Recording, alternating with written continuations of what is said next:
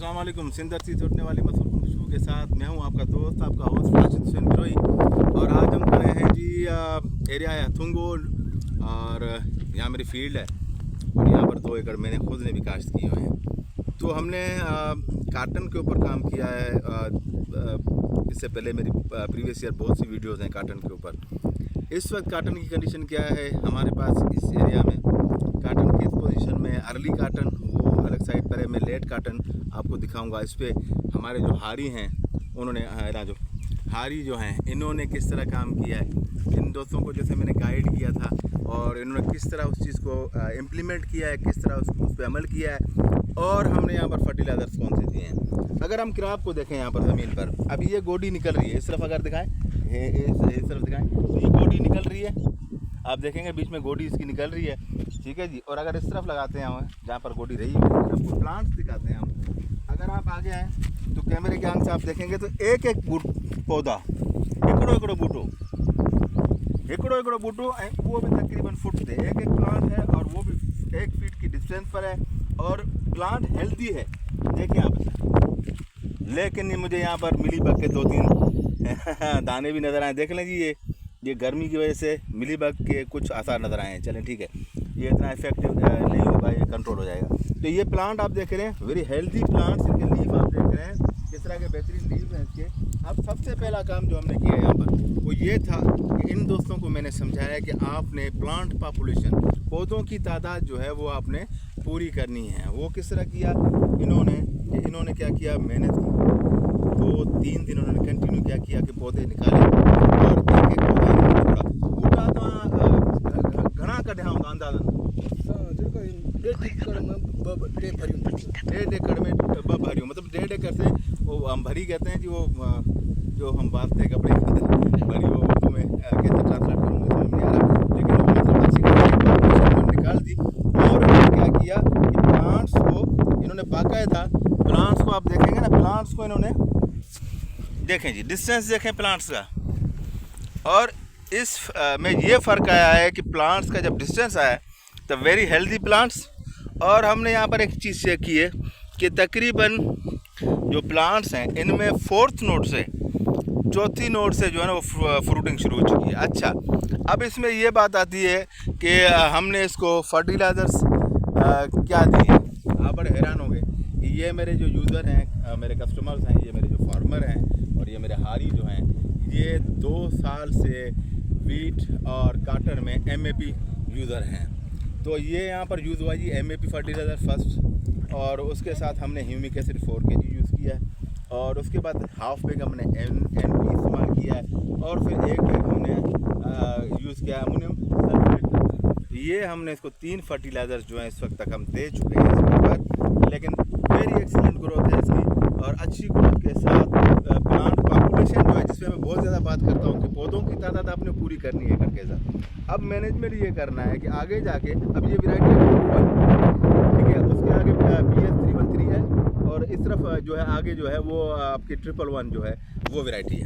अब ये 2-3 वैरायटियाँ हैं, जो तीनों वैरायटियों में से 111 जो है वो हीट रेजिस्टेंट कम है, लेकिन 221 और 313 ये heat resistant triple gene varieties हैं। तो हमने क्या किया, बैलेंस हमने खुराक रखी है इनकी, और बैलेंस खुराक से ये हुआ कि इस वक्त तक हमने 2 चीज़ें मैनेज की। एक, हमने प्लांट पॉपुलेशन, पौधों की तादाद, मतलब बूटन की तादाद असां पूरी कैसी। सेकंड एप्लीकेशन असां छा कयो कि हमने जो है यहाँ पर MAP फर्टिलाइज़र यूज़ किया, क्योंकि pH लेवल यहाँ पर हाई था, और नारा केनाल में जो पानी आता है झील का बीच में 6-6 महीने, तो उसका pH लेवल बहुत हाई होता है, जिसकी वजह से ज़मीन पर असर पड़ा है बहुत ज़्यादा। तो हमने जी इसके यहाँ पर MAP फर्टिलाइज़र यूज़ किया, और उसके बाद अमोनियम सल्फेट भी यहाँ पर यूज़ हुआ है। उसकी रीज़न ये है कि पानी यहाँ पर वाफिर मिक़दार में मौजूद है, तो रेगुलर पानी लगने से जब आप अमोनियम सल्फेट इस्तेमाल करें, ख़ास करें उस एरिया में आपको पानी जहाँ पर 2 इरीगेशन जल्दी लग जाए।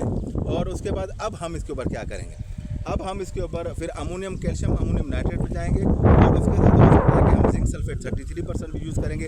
हमने माइक्रो न्यूट्रिएंट का जो चैप्टर है उसे क्लोज़ करना है, उसे कंप्लीट करना है, जिसमें potash, sulphur, zinc, humic acid, ये चीज़ें हमने मैनेज करनी है।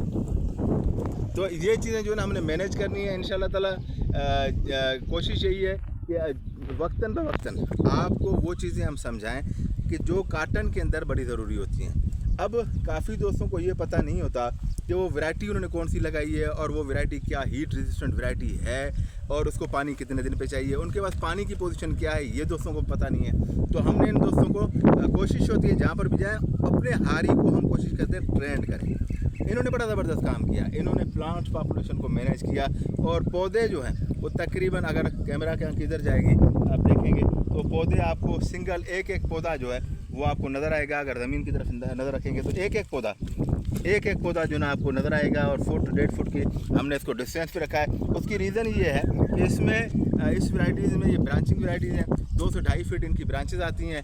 जब 2 से 2.5 फीट ब्रांचेज आती हैं तो स्पेस नहीं मिलता, इरीगेशन आपकी एरेशन हवा का जो क्रॉस है वो प्रॉपर नहीं होता और बहुत सी इस तरह की इशूज़ आती हैं। अब हम जाएंगे आगे कि बहुत से दोस्त हमें पूछते हैं कि आप प्लांट की एज कैसे बताते हैं, इसकी एज क्या है। वेरी सिंपल, अगर आप दोस्त कैमरा को नीचे लेके आएंगे तो मैं आपको बताता चलूँ, जो शुरू वाले 2 पत्ते हैं, जो पहले 2 पत्ते हैं ये 7 डेज 7 दिन, शुरू वाले 2 पत्ते 7 दिन और उसके बाद हर नोड पर 3 दिन, हर नोड पर 3 दिन जो हैं आपने काउंट करने हैं और उसके बाद आप जहाँ पर भी जाएंगे आपने उस क्रॉप की एज जो है आपने बता देनी है। तो ये एक टेक्निक है जिसमें प्लांट की आप एज बता सकते हैं, तो एज को भी आपने फॉलो करना है। मैं हमेशा मशवरा देता हूँ दोस्तों को, बहुत से दोस्त जो है वो नाइट्रोजन से अवॉइड करें, टेम्परेचर वेरी हाई। और मैं ये मशवरा देता हूँ दोस्तों कि अगर बच्चा पैदा हो और छोटे बच्चों को आप एकदम जो है वो बिरयानी का चमचा नहीं खिलाएंगे, आपने फिर दूध पिलाना है और फिर नरम ग़िज़ा पे रखना है। जब उसकी एज आएगी बिरयानी की तो फिर उसको बिरयानी भी खिलाई जाएगी। फर्टिलाइजर्स कोई भी ख़राब नहीं है, सब फर्टिलाइज़र अच्छे हैं, MAP हो, DAP हो, लेकिन आपकी ज़मीन को क्या ज़रूरत है ये आपने मालूम करना है कि आपकी ज़मीन को किस चीज़ की स्ट्रेस के लिए आपने सबसे पहले अच्छा काम ये करना है। ऑर्गेनिक मैटर आजकल लिक्विड में फोलियर स्प्रे में आ रहा है, तो आपने ऑर्गेनिक मैटर स्प्रे करने, अमाइनो एसिड्स आपने स्प्रे करने हैं, अमाइनो एसिड्स के स्प्रे आपने कंटिन्यू करने हैं ताकि हीट का जो स्ट्रेस है वो आपकी क्रॉप से हट जाए। अपनी दुआओं में याद रखिएगा, इंशाअल्लाह ताला अगली वीडियो में आपके साथ फिर होंगे इस दुआ के साथ कि सिंध सलामत, साथ सलामत, पाकिस्तान जिंदाबाद।